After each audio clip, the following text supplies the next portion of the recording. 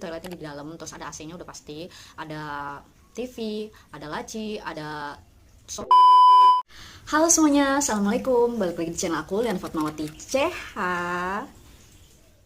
Waktu reels video tentang aku melahirkan di KBN lumayan rame, saat itu aku dapat lumayan banyak DM dari teman-teman semua.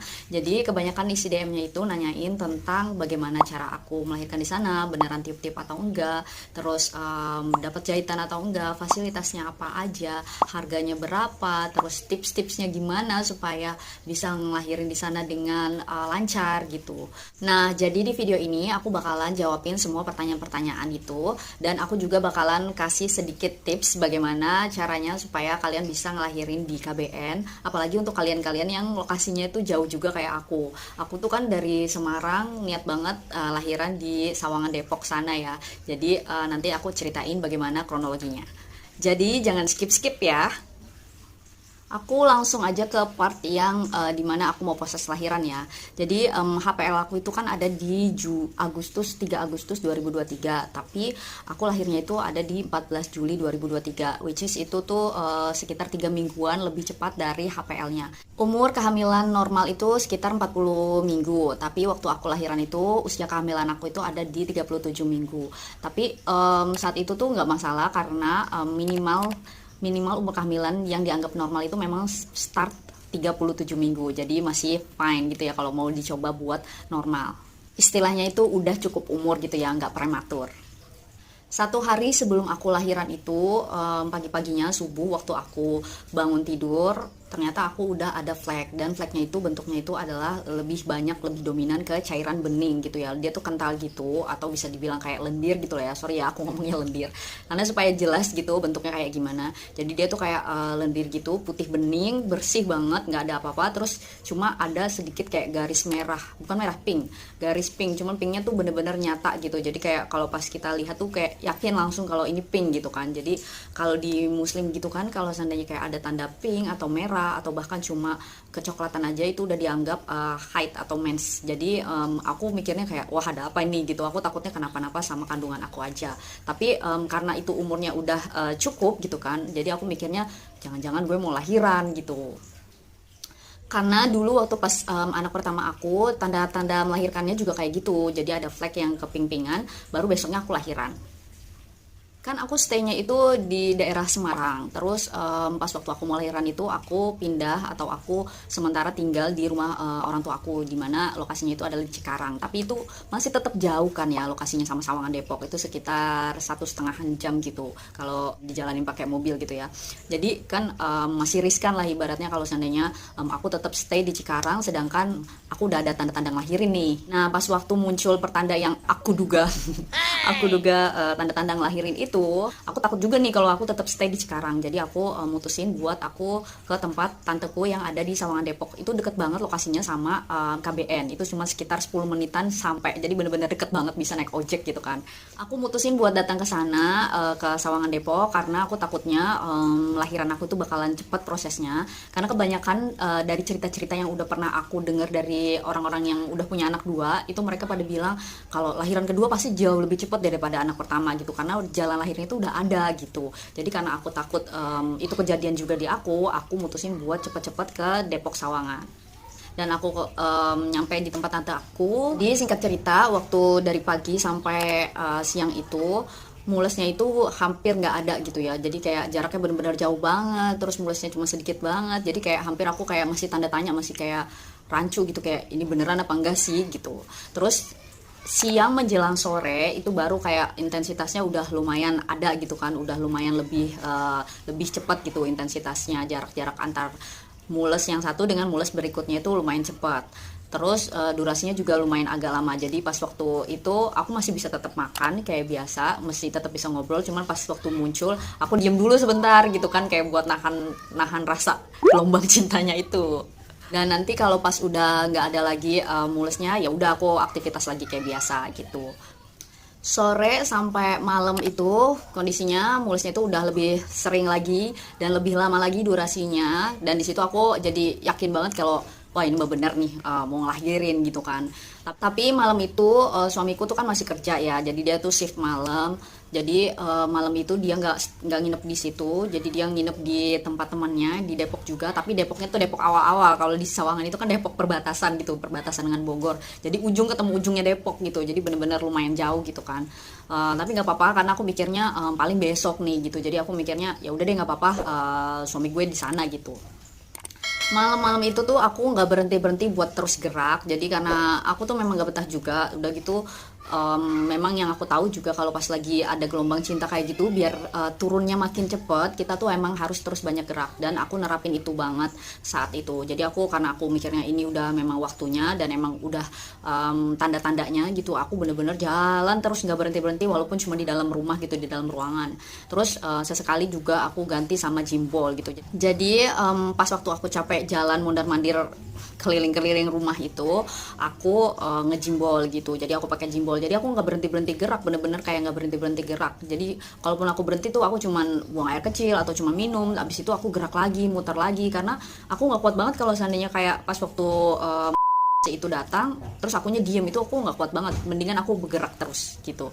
Udah gitu kan emang menurut yang aku tahu itu memang lebih bagus itu gerak terus supaya dedeknya tuh makin turun gitu kan. Walaupun aku emang udah rasa turun, cuman kayak belum bener-bener yang turun banget gitu. Oh iya, aku lupa. Jadi pas waktu malam sampai subuh atau bahkan sampai pagi itu, aku nungguin gelombang cinta sambil aku gerak-gerak terus. Aku di situ juga kayak bolak-balik ke toilet karena waktu itu aku ada buang-buang air. Jadi pas aku inget-inget itu ternyata aku ada salah waktu pas siang sama sorenya itu aku terus-terusan makan buah, dan makan buahnya itu bener-bener gak kira-kira banget, bener-bener kayak sepiring penuh itu sampai kayak menggunung gitu. Aku makan kayak hampir sendirian gitu, jadi yang lain tuh ngambilnya cuma sedikit-sedikit, aku ngambilnya tuh banyak-banyak banget karena aku mikirnya toh besok gue mau lahiran gitu kan, jadi kayak bagus lah biar pencernaannya lancar gitu, kayak biar buang airnya lancar nanti pas habis lahiran. Ternyata itu nggak bagus juga karena efeknya kayak gitu. Walaupun kita nggak makan buah yang banyak-banyak kayak gitu, biasanya memang kayak cenderung pengen buang air gitu kan. Tapi karena aku makan buahnya over, jadinya makin jadilah itu, jadinya malah jadi buang-buang air. Ternyata itu nggak bagus ya teman-teman, jangan ditiru. Jadi itu pelajaran juga buat aku dan buat teman-teman juga yang mungkin belum berpengalaman, supaya kalaupun mau makan buah bagus banget, tapi jangan banyak-banyak. Jadi malam sampai pagi itu aku bener-bener gak tidur sama sekali karena memang gak bisa tidur, intensitasnya itu makin cepat dan durasinya itu makin panjang gitu. Bener-bener kayak udah gak kuat banget sebenarnya. Dari jam 2 sampai jam 3 itu sebenarnya aku udah gak kuat banget. Cuma aku mikir kalau seandainya aku bilang sama suamiku, takutnya suamiku buru-buru datang, dan aku khawatir takutnya di jalan ada apa-apa gitu kan, namanya juga dini hari tengah malam gitu kan. Aku takut aja gitu kan, jadinya malah ada masalah baru gitu kan. Jadi aku pikir ya udah deh ditahan aja sampai besok subuh. Mungkin ini cuma perasaan aku aja, ngerasa kayak udah bener-bener berasa banget sampai mikirnya kayak ini udah mau lahiran, padahal ternyata enggak nih pas waktu diperiksa ke bidan nanti gitu aku mikirnya. Jadi aku tahan tuh sampai pagi. Terus tapi jam 3 itu aku udah notice sama ke suamiku, udah bilang kayak ini beneran mau lahiran nih yang kayak gitu. Jadi kamu nanti besok bener-bener abis kerja langsung ke sini ya. Besok pagi, ibaratnya besok pagi tuh langsung ke sini ya gitu. Karena ini bener-bener aku mau lahiran ini tuh. Akhirnya pagi, terus pas waktu pagi itu tanteku ngelihat aku masih seger buger gitu kan, seger buger, maksudnya kayak mukanya nggak ada sembab-sembabnya orang bangun tidur gitu kan. Terus tanteku nanyain kayak, lu nggak tidur dek semalaman gitu. Enggak, gue nggak bisa tidur gitu kan. Itu kebetulan tanteku itu sepantaran aku, jadi kita kayak logue gitu, nyantai banget gitu kan. Jadi terus tanteku sampai kaget, gila lu deh nggak tidur gitu. Terus kataku, iya karena memang nggak kuat, sakit banget, nggak bisa tidur, ditidurin juga. Padahal mata tuh udah bener-bener kayak sepet banget, kayak pedas sepet lah gitulah, kayak kalian ngerti lah ya kalau seandainya kayak udah lama nggak tidur tuh kayak gimana gitu. Terus pas pagi-paginya udah agak pagian dikit gitu kan, terus tanteku tanya, maksudnya mau makan gak, mau makan apa? Oh iya ya, kayak terus aku tuh langsung kayak iya be, gue mau makan gitu kan, karena pengalaman aku yang sebelumnya, yang pas waktu aku lahiran pertama, aku tuh ngerasain sakit banget kan. Terus pengalaman pertama lagi, basicnya aku nggak doyan makan, terus pas lagi dalam keadaan kayak gitu makin aku nggak doyan makan gitu kan, makin aku nggak mau makan, dan itu salah banget. Jadi pas waktu aku lahiran anak pertama itu aku tuh nggak punya tenaga dan ngantuk banget, sampai pas waktu saat proses lahiran itu aku pengen tidur, padahal sakit banget tapi aku pengen tidur karena udah saking gak kuatnya, udah kayak ibaratnya baterai lowbat gimana sih, walaupun ditabok-tabokin ya tetap lowbat gitu kan, kayak gitu. Jadi aku udah nggak bener-bener nggak ada tenaga lagi. Nah berdasarkan pengalaman itu aku jadi nggak mau ngalamin kesalahan yang sama gitu kan, ngelakuin kesalahan yang sama. Jadi waktu itu walaupun udah sakit banget, aku udah ngamut banget, aku bilang aku mau makan, aku malah mau banyak makan kayak gitu. Akhirnya dibeliin lah tuh makanan dan aku makan sampai habis. Nah itu tips juga buat teman-teman ya, apalagi buat adik-adik yang belum berpengalaman, mungkin maksudnya adik-adik di bawah aku gitu kan, yang belum berpengalaman melahirkan. Itu jadi tips ya, walaupun kalian sesakit apapun kalian tetap harus makan, apalagi kalian udah tahu kalau ini ada tanda-tanda mau melahirkan gitu, supaya kalian punya tenaga. Jadi kalian gak akan nyesel dan kalian mau berjuang, ibaratnya dalam hati kalian, gue mau berjuang tapi kalau nggak ada tenaga itu sama aja bohong, karena aku udah pernah ngalamin yang kayak gitu. Hati tuh kuat banget pengen berjuang, tapi karena emang bener-bener gak ada tenaga, jadi kayak bener-bener kayak hampir gak berdaya gitu kan kalau nggak dikuatin lagi. Singkat cerita udah pagi, terus pagi-paginya itu suamiku datang, itu kan kita sambil nunggu Grab, dan itu Grabnya lumayan lama. Aku kesel karena memang udah rasanya tuh udah kayak di bawah banget gitu, kayak udah bener-bener kalau berdiri aku pikirnya tuh takut lahiran, kayak udah bener-bener di ujung banget. Aku mikirnya aduh jangan-jangan jatuh nih nanti bayi gue gitu kan, saking bener-bener aku rasa udah di bawah banget, udah turun banget, udah sakit banget, udah komplit dah itu semuanya tuh aku rasain gitu kan. Cuman aku memang tipe yang kayak hampir nggak bisa nangis kalau pas lagi kayak gitu, jaimnya luar biasa. Sebenarnya waktu pas awal aku mulai ngerasa itu, aku ada kasih tahu sama pihak KBN. Jadi di sana tuh aku udah boleh buat datang gitu kan, kalau udah ngerasa nggak nyaman boleh datang katanya gitu. Tapi aku tetap nggak datang ke sana karena aku pikir kalau kita lagi sakit kayak gitu lebih enak kayak di tempat sendiri, kayak kita mau ngapa-ngapain itu kayak bebas aja gitu kan, kayak nggak ada sungkan-sungkannya gitu, kayak mau ngapain aja, mau ngatur mau geraknya kapan, kayak mau rebahannya kapan, itu kan kayak bebas aja gitu kan, kayak nyaman aja gitu, bisa kita atur sendiri gitu supaya mood juga makin bagus gitu kan. Lagi sakit kondisinya, terus aku juga saat itu juga lagi buang-buang air, jadi kayaknya memang lebih bagus di rumah. Kalau di KBN kan pasti dikit banyaknya itu ada jadwalnya, kayak sama bidannya suruh begini suruh begitu, itu bagus banget. Padahal aku lihat di video tuh aku pengen banget kayak gitu, kayak olahraga bareng. Cuman aku mikirnya kayak ya ampun, kondisinya lagi buang-buang air gini mana bisa olahraga, yang ada aku pamitan mulu, malah akunya jadi nggak enak gitu kan. Akhirnya sudah sampai, pas nyampe di depan itu aku belum masuk, belum nyampe pintu, bidannya udah nyamperin aku gitu, udah buru-buru bantuin aku kayak setengah mapah gitu lah ya. Terus habis itu aku dibawa ke ruangan di depan. Di ruangan depan itu kayak tempat buat buat apa lagi ya, pokoknya dia periksa perut aku, detak jantung kalau nggak salah juga diperiksa gitu kan. Terus aku pas waktu disambut sama bidan itu aku udah ngomong, padahal aduh ini udah sakit banget, ini kayaknya banget deh gitu. Terus aku di papanya tuh masih nyantai, mungkin bidannya mikir kayak itu perasaan lo aja gitu kali ya, jadinya mereka tuh masih nyantai gitu. Kataku kok gak dicepet-cepetin sih, kan gue lagi udah bener-bener mau nih ibaratnya gitu. Akhirnya pas waktu masuk diperiksa, ngomongnya juga nyantai banget. Kataku ayo cepetan dong. Dalam hatiku tuh kayak gitu ya, cuman kataku ya emang harus kayak gini kali ya, biar tahu kondisi awalnya kayak gimana, gini bahaya apa enggak kalau tetap dijalani proses normal gitu. Jadi semuanya harus dicek-cek dulu gitu kan, aku nggak ngerti lah gitu kan. Jadi pas udah selesai dia periksain yang dasar-dasar pas waktu awal-awal aku nggak ngerti itu apa aja, intinya kayak buat mastiin kalau itu aman, kalau kita normal itu masih aman. Jadi semuanya itu diperiksain. Pas dia udah pastiin itu, baru dia cek pembukaan aku gitu kan. Akhirnya dia cek, ya biasalah dicek pakai dilihat langsung dan dilihat pakai tangan gitu kan. Pas tangannya baru masuk sedikit gitu, langsung kayak gitu. Aku kaget banget dan dia juga pun kaget sampai kayak teriak gitu.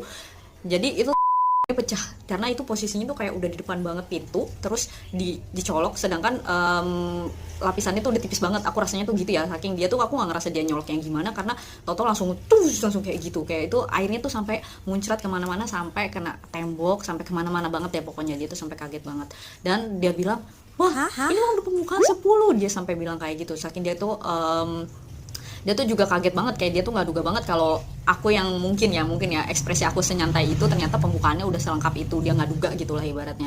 Nah pas udah tahu itu udah pembukaan 10, posisinya udah di bawah banget, dia tuh baru mulai kayak gercep banget semuanya tuh. Dia panggil teman-temannya gitu buat bantuin aku pindah ruangan, karena di situ ruangannya kan bukan buat tapi ruangannya tuh cuma buat periksa-periksa di awalnya doang gitu kan. Akhirnya aku dipindahin ke sama teman-temannya, digendong, dipapah plus digendong lagi gitulah pokoknya. Cuma cewek-cewek semua sih, aku senengnya di situ semua cewek-cewek gitu kan. Jadi walaupun banyak timnya, aku nggak ngerasa yang terlalu malu gitu kan, karena aku sungkan banget kalau seandainya kayak sama cowok tuh pasti aku risih banget dan nggak mau sih. Udah sampai dia Terus aku tiba-tiba disamperin sama banyak bidan gitu kan, kayak bidannya makin nambah-nambah gitu, ada sekitar 4, 5 sampai 6 gitu, karena ada juga kan bidan-bidan yang keluar masuk buat ambil peralatan yang dibutuhin gitu, karena kan bisa dibilang aku tuh kayak mendadak gitu, karena yang lain-lain itu pasti rata-rata gitu, bukan pasti ya, rata-rata itu kan nggak sampai pembukaan lengkap mereka udah ada di sana gitu kan, dibantu pembukaannya gitu, jadi nggak segedebak-gedebuk itulah. Kalau aku kan karena udah lengkap, tadinya belum mau lahiran, tiba-tiba aku mau lahiran, jadi mereka tuh langsung gedebak-gedebuk banget tuh semuanya gitu kan. Dan yang aku salutin sama KBN itu, mereka tuh kayak timnya banyak, tapi mereka tuh kayak udah pada tahu kayak sini ngelakuin apa, sini ngelakuin apa, sini ngelakuin apa, semuanya kayak udah pada tahu job desknya masing-masing. Jadi dalam kondisi segedebak-gedebuk itu dan setiba-tiba itu mereka tetap bisa koordinasinya tuh bagus gitu loh. Jadi kayak satu ngerjain itu gercep semuanya, jadi nggak saling tanya lo yang ini ya gini atau gimana gitu, saling tanya-tanyaan yang kelihatan bingung gitu, nggak ada sama sekali. Itu bener-bener gercep semua. Jadi kayak kalau kondisinya aku yang lagi genting kayak gitu, kayak tiba-tiba lahiran, itu cocok banget buat lahiran di sana. Aku nggak ngerasa khawatir banget karena mereka tim yang super cekatan, super gercep, super profesional gitu, karena semuanya tuh kayak ngerti job desknya masing-masing dan punya ilmunya masing-masing. Thumbs up banget buat hal itu. Singkat cerita, baby aku tuh udah lahir, jadi tuh proses kelahiran baby aku tuh cuma sekitar setengah jam, dari mulai datang sampai lahir gitu, bener-bener setengah jam doang. Itu bener-bener kalau menurutku cepet banget dibandingin anak pertama aku gitu ya. Kalau dibandingin sama orang lain pasti banyak yang jauh lebih cepat. Cuman untuk kondisi aku yang waktu pas hamil yang pertama itu lama, jadi aku ngerasa di situ tuh bener-bener cepet banget sesuai dengan prediksi aku gitu kan. Jadi pas waktu proses itu aku memang dengan cara metode tiup-tiup tanpa ngeden sama sekali, dan itu tiup-tiupnya itu diinstruksiin gimana caranya gitu.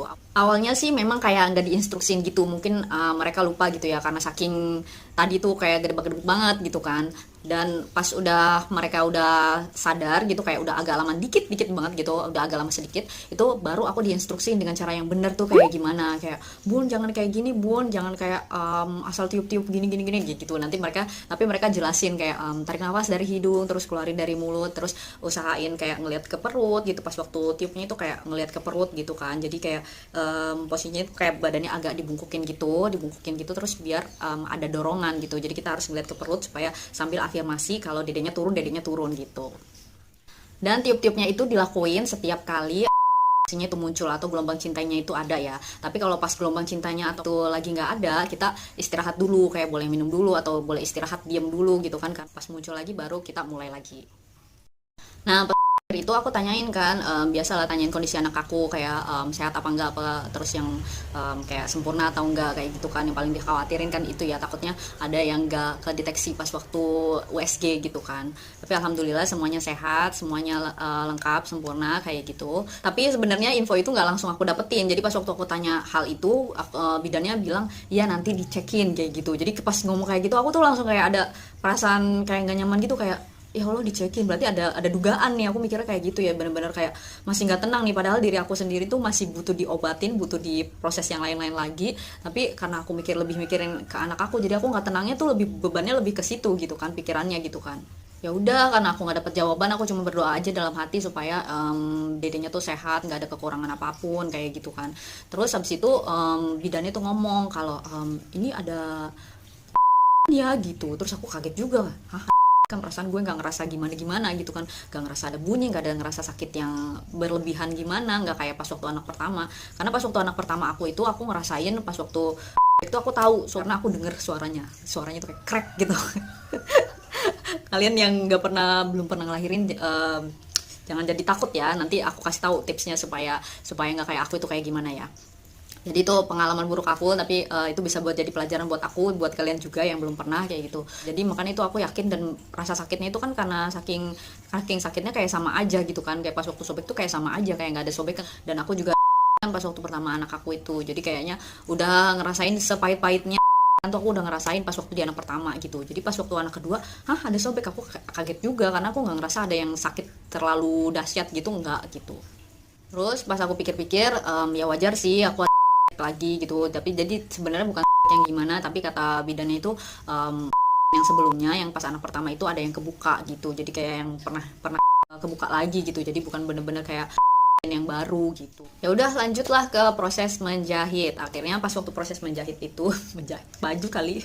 Jadi selama proses ngejahit itu ada tuh yang bidan yang bagiannya tuh ngejahit gitu kan. Terus ada juga yang bagiannya itu kayak ngecekin.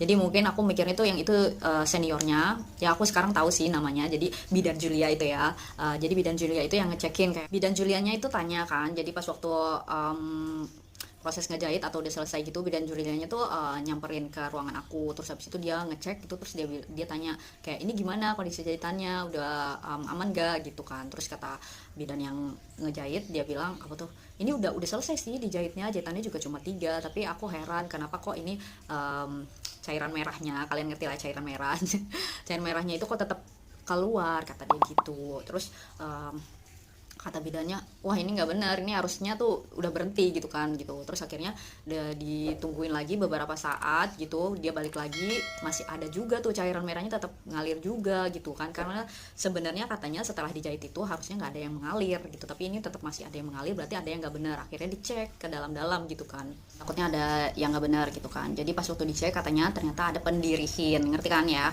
pendirihin gitu. Jadi itu tuh terjadi katanya tuh karena pas waktu proses ngejahitnya itu aku tuh ketegang banget. Jadi bidannya tuh sampai nasihatin aku, Bun ini masih ada pendirihin gitu kan, ini tuh karena bunda pas waktu proses ngejahitnya itu bundanya tegang. Jadi kalau pas waktu aku tegang kayak gitu jadi aktif. Jadi pas waktu ditiknya itu ya, jadi pas waktu ditisikin gitu katanya cairan merahnya itu langsung kayak cus gitu katanya. Jadi itu seharusnya kalau pas proses kayak gitu kita tuh tetap dalam kondisi yang rileks supaya itu nggak aktif dulu gitu kan. Jadinya pas waktu proses itu dia itu nggak keluar terus gitu katanya. Nah karena udah terlanjur akunya di awal udah kayak gitu, akhirnya itu tuh kayak disumbat dulu gitu. Disumbatnya itu kayak pakai kain, aku sih ngerasanya itu kayak darkon ya tapi aku nggak tahu itu namanya apa, cuman aku ngerasanya itu kayak darkon gitu. Kelihatannya sepenglihatan aku gitu kayak darkon. Jadi itu dia tuh kayak sejenis kapas gitu, dia tuh dikasih betadin banyak-banyak terus dimasukin ke area itu supaya berhenti gitu, dan dimasukin itu lumayan agak banyak gitu, padahal kondisinya tuh sudah dijahit yang gak usah dibayangin deh, serem. Jadi setelah disumbat itu ditungguin kayak beberapa setengah jam, kalau nggak salah sih sekitar setengah jam gitu ditungguin, baru dicek lagi masih ada nggak tuh pendirihinnya gitu kan. Kalau nggak ada, terus ternyata waktu itu kalau nggak salah bidannya nggak ada atau gimana, aku nggak kurang ngerti. Akhirnya itu dipending tuh buat nyabut si kayak darkonnya tadi gitu kan.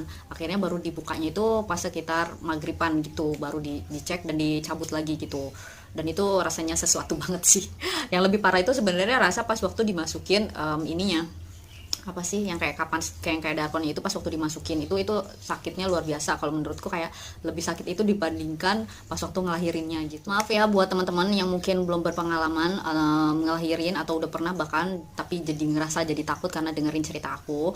Ini aku sharing bukan niat buat nakut-nakutin kalian, tapi supaya kalian tahu nih kalau seandainya kalau gue kayak gini berarti konsekuensinya gini, kalau gue kayak gini berarti konsekuensinya kayak gini gitu. Karena itu aku udah ngalamin, supaya kalian tuh gak ngulangin kesalahan yang aku buat gitu kan, supaya kalian ngelahirnya itu minim trauma. Dan di sini aku udah tahu sebenarnya cara supaya aku nggak ngalamin itu sebenarnya aku udah tahu, cuman karena kondisinya pas waktu aku hamil itu dari mulai awal itu aku kan kandungannya itu lemah banget gitu kan. Aku nggak boleh capek sedikit, nggak boleh mikir sedikit, pasti langsung ada flek atau pendirihan itu gitu. Bahkan di saat umur kehamilan aku ada di 5 bulan aku sempat ngalamin pendirihan lagi itu, dan aku konsultasikin ke dokter gitu. Jadi selama proses trimester pertama sampai 5 bulanan itu aku konsumsi penguat kandungan itu kayak hampir nonstop. Apalagi pas waktu aku capek, pas waktu aku kegiatannya lagi banyak, itu aku pasti konsumsi gitu. Jadi itu buat jaga-jaga supaya aku nggak ngalamin, karena sebelumnya juga aku udah ada riwayat sebelum kehamilan yang saat ini yang aku ceritain. Jadinya aku benar-benar hati-hati banget. Dan jadi tipsnya itu kalau yang aku jalanin itu kan, aku kan waktu pas lahiran yang pertama itu kan itu banyak banget sampai diobras, kalau kata bidan tuh sampai diobras kayak luar dalam, dan banyak nggak terhitung gitu. Dan di lahiran yang kedua itu cuma dapat 3 jahitan. Itu tuh bener-bener kayak amazing banget menurut aku, karena aku tuh dari yang jahitannya banyak gitu kan ya, jadi segitu aja udah sedikit banget menurutku ya. Jadi menurutku itu bukan kegagalan, kayak sebenarnya aku menggebu-gebu banget pengen lahiran normal tanpa sedikit pun gitu kan. Aku pengen aku tuh tetap utuh, tapi Allah berkehendak lain karena kondisi kehamilan aku itu kan super lemah, sangat lemah gitu kan.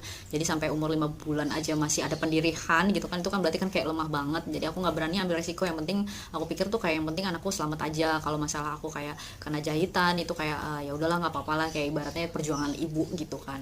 Saat hamil anak yang kedua aku ini, aku nggak berani olahraga yang berat-berat sesuai dengan anjuran bidan kebanyakan untuk anak-anak normal gitu kan. Maksudnya untuk kondisi-kondisi kehamilan yang normal itu kebanyakan kan disuruh olahraga yang intinya tuh kayak membuka jalan lahir gitu kan, supaya nya itu elastis gitu. Aku ngejalanin itu, tapi aku nggak bisa yang ibaratnya lebih nge-push gitu, karena aku takut kenapa-napa. Jadi aku ngelakuin itu cuma di saat kehamilan aku tuh udah kayak dikit lagi mau lahiran gitu, kayak bener-bener dikit lagi mau lahiran. Padahal bagusnya itu katanya tuh sejak dari awal tuh sudah dilatih perineumnya gitu kan, sudah dilatih, udah digerakin otot-ototnya. Jadi kan kayak pas waktu lahiran nanti bener-bener elastis, sudah lentur banget. Jadi pas waktu lahiran tuh jadinya dia tuh walaupun babynya besar, dia tuh karena sudah elastis, ibaratnya karet, udah sering ditarik-tarik kayak gitu, udah sering dibuka-buka, ditarik-tarik kayak gitu. Jadi kan dia elastisnya lebih gitu kan. Jadi pas waktu ada yang besar lewat, dia tuh tetap nggak sampai putus. Beda. Tapi buat teman-teman yang nggak ngalamin kondisi kehamilan yang lemah, menurutku kalian harus banget nerapin yang namanya olahraga yang lebih fokusnya ke mengelastikkan atau jalan lahir gitu kan. Buat teman-teman yang ada di kehamilan 37 minggu atau lebih, kalian bisa rutinin konsumsi kurma supaya jalan lahirnya itu lebih elastis, dan juga supaya stamina kalian tuh bagus ya. Kurma itu bagus untuk memancing kontraksi itu datang.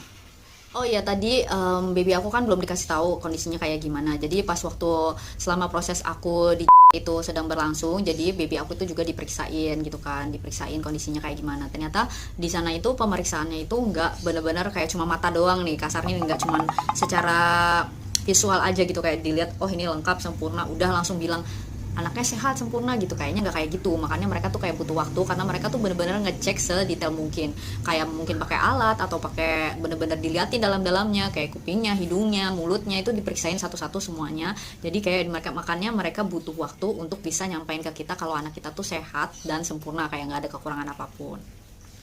Proses aku tiup-tiup itu sampai babynya lahir cuma sekitar 5-6 kali gitu. Jadi waktu pas tiup-tiup itu kan berlangsungnya pas waktu kita ngerasain kontraksi aja ya. Jadi pas waktu kontraksi itu datang, aku tiup-tiup, dan itu cuma sekitar 5-6 kali baru dedenya itu lahir gitu.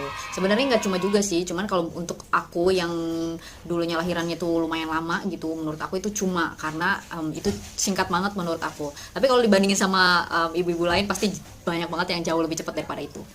Pas anak aku udah lahir, terus aku kan diucapin selamat gitu kan sama bidan-bidannya semua. Terus ada bidan nih yang ngomong juga kayak gini, kayak selamat ya bun, udah lahir anaknya kayak gitu. Terus dia bilang bundanya hebat gini-gini gitu kan. Terus habis itu dia bilang juga kalau maaf ya bunda novelnya nggak bisa datang, nggak bisa bantu. Terus pas dia ngomong kayak gitu, aku tuh baru ngeh kayak oh iya bunda novel mana gitu. Tahu nggak kenapa aku bisa nggak ngeh kalau bunda novel itu nggak ada? Karena apa? Karena mereka tuh di sana tuh bener-bener kayak profesional banget, kayak bener-bener kayak ahli di bidangnya masing-masing semua gitu kan. Jadi kayak aku nggak ngerasa kalau bunda novel itu nggak ada, kayak nggak ada saling tanya-tanyaan kayak telepon bunda novel dong, tanyain ini gimana, harus gimana gitu, nggak ada sama sekali hal kayak gitu. Jadi bener-bener mereka tuh udah pada pro semua gitu. Jadi menurut aku karena di situ juga ada bidan senior kan, bidan Julia itu yang aku tahu itu bidan seniornya. Jadinya kalau bunda novelnya itu lagi nggak di tempat, bidan Julianya itu yang handle seniornya apa tuh juniornya gitu. Jadi tetap nggak bakalan kehilangan arah lah ibaratnya gitu. Jadi aku nggak ngerasa kehilangan sosok bunda novel, walaupun pas udah lahir iya sayang nggak lahir sama bunda novel gitu. Tapi aku pikir tapi gue lahirnya nyaman kok, cepet kok gitu kan. Terus enak kok, kayak semuanya tuh dibantu gitu. Oke, sekarang kita lanjut ke kelas-kelasnya ya. Jadi kelasnya itu ada 3 kelas, buat ngelahirinnya itu ada paketnya tuh ada 3 gitu ya. Yang pertama itu kelasnya apa itu aku lupa namanya, aku urut aja ya. Jadi yang pertama itu kelasnya itu harganya 3,8 juta. Terus kamar mandi di luar gitu. Tapi yang lain-lainnya fasilitasnya itu ya perintilan-perintilan gitu kan, sebenarnya kita masih bisa bawa sendiri. Cuman yang penting itu menurut aku toilet, ternyata dia toiletnya di luar. Terus Kelas yang kedua itu harganya 6,5 juta, itu kelas yang aku ambil kemarin. Itu toiletnya di dalam dan ukuran kamarnya juga menurut aku udah bagus, udah ya cukup lah menurut aku ya, nggak berlebihan gimana dia, dan yang pasti ada AC, itu yang penting ya. Sedangkan yang ketiga itu adalah yang tipe apa gitu aku lupa, dia harganya tuh 15 juta, jadi lumayan range-nya tuh lumayan jauh ya, antara yang kedua sama yang ketiga itu lumayan jauh gitu. Jadi dia tuh harganya 15 juta, tapi waktu pas aku itu dia lagi ada promo, jadi dia bisa dapat gratis photoshoot pas waktu photoshoot dan video shoot waktu pas kelahiran gitu, proses melahirkannya gitu maksud aku. Jadi harganya segitu, tapi fasilitasnya tuh kurang lebih sama, cuman apa-apa kayak toilet, kayak spring bednya itu lebih besar, terus lain-lainnya sih menurut aku masih tergolong sama ya, cuman kayak ukuran-ukurannya aja yang lebih besar dan lebih bagus gitu. Jadi kalau tipe yang kedua ini yang aku ambil yang 6,5 juta, dia tuh dapatnya itu lainnya sih menurut aku masih tergolong sama ya, cuman kayak ukuran-ukurannya aja yang lebih besar dan lebih bagus gitu. Jadi kalau tipe yang kedua ini yang aku ambil yang 6,5 juta, dia tuh dapatnya itu toiletnya di dalam, yang pasti toiletnya di dalam, terus ada AC-nya udah pasti, ada TV, ada laci, ada toiletnya di dalam, yang pasti toiletnya di dalam, terus ada AC-nya udah pasti, ada TV, ada laci, ada sofa, terus ada buat box baby gitu. Itu sih yang aku inget ya. Jadi itu semua yang kita dapetin. Terus selebihnya perintilan-perintilan gitu, kayak mungkin yang aku inget tuh cuma kendi buat naruh ari-ari baby. Terus selebihnya itu dapat perintilan-perintilan apa aku lupa, nanti kalau aku nemuin kertasnya nanti aku tunjukin ya dapat apa aja. Oh iya, biaya-biaya tadi itu belum termasuk sama biaya penyulit ya. Jadi kalau pas waktu kalian ngelahirin itu ada kayak penyulitnya atau keadaan-keadaan yang nggak biasa, nanti bakalan ditambahin jadi biaya persalinan juga gitu. Tapi nanti pasti dia info kayak ini ada tambahan buat ini, buat ini, buat ini. Karena waktu itu aku kayak aku contohnya waktu pas aku itu aku ada tambahan kayak di infus, terus ada tambahan obat juga gitu. Itu tuh nanti ditambah di situ ada rinciannya gitu. Jadi total aku tuh sekitar 7 jutaan. Nah, sekarang aku mau kasih tips buat teman-teman yang lokasinya jauh tapi mau lahiran di sana. Yang pertama itu kalian tuh harus yang pasti make sure kandungan dan diri kalian itu sehat, nggak ada kendala apa-apa, nggak ada kendala apapun, nggak ada kondisi-kondisi yang mengkhawatirkan untuk lahiran normal gitu kan. Jadi kalian tuh pastiin dulu di sininya tuh kontrolnya itu harus rutin supaya kalian tahu perkembangannya kayak gimana, perkembangan pastinya gitu kan. Terus habis itu kalau kalian memang kondisi kehamilannya juga nggak lemah, kalian bisa berangkat gitu ke Bunda Novel buat diperiksa. Dan kalau mau ke sana jauh-jauh hari gitu kan, jauh-jauh hari gitu.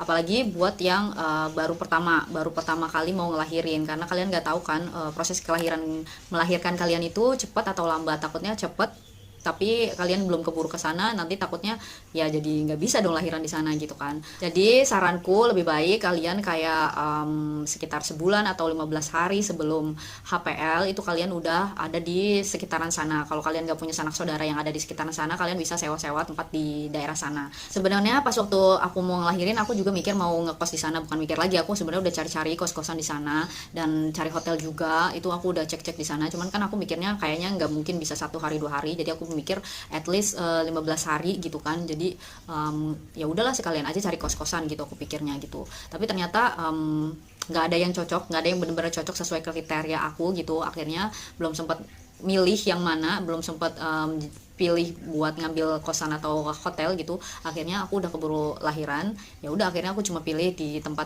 tante aku itu. Jadi buat kalian yang gak punya sanak saudara di sekitaran sana, kalian bisa ngekos, ngontrak, ataupun nyewa hotel. Tapi kalian juga bisa satu lagi nih, aku juga di info soalnya sama Bunda Novel. Jadi kalian bisa juga ke KBN 2. Di KBN 2 itu soalnya kamarnya tuh banyak ya. Jadi bisa juga dipakai buat kalian stay beberapa lama. Tapi aku nggak tahu maksimalnya gimana. Terus kena biaya berapa, free atau kena gitu biayanya. Aku juga kurang tahu. Cuman Bunda Novel udah sempat nyaranin aku ke sana gitu. Jadi kalian tuh nggak usah khawatir, fasilitasnya tuh ada semua. Yang penting kalian preparein, maksimalin kesehatan kalian dan baby kalian, dan juga kalian preparein dananya ya. Buat teman-teman semua yang lagi mau melahirkan, maksudnya dikit lagi HPL-nya, terus atau lagi hamil tapi HPL masih lama, buat kalian jangan sampai jadi takut ya karena dengerin cerita aku, karena itu bukan sebenarnya bukan hal yang untuk ditakut-takutin, tapi untuk jadi motivasi buat kalian supaya kalian gak ngelakuin kesalahan yang aku buat gitu. Sebenarnya menurut aku yakin aku bisa perineumnya utuh kalaupun kondisi kehamilan aku nggak lemah. Jadi aku bisa terus latihan fisik gitu kan, apalagi untuk membuka jalan lahir itu supaya perineumnya itu semakin elastis.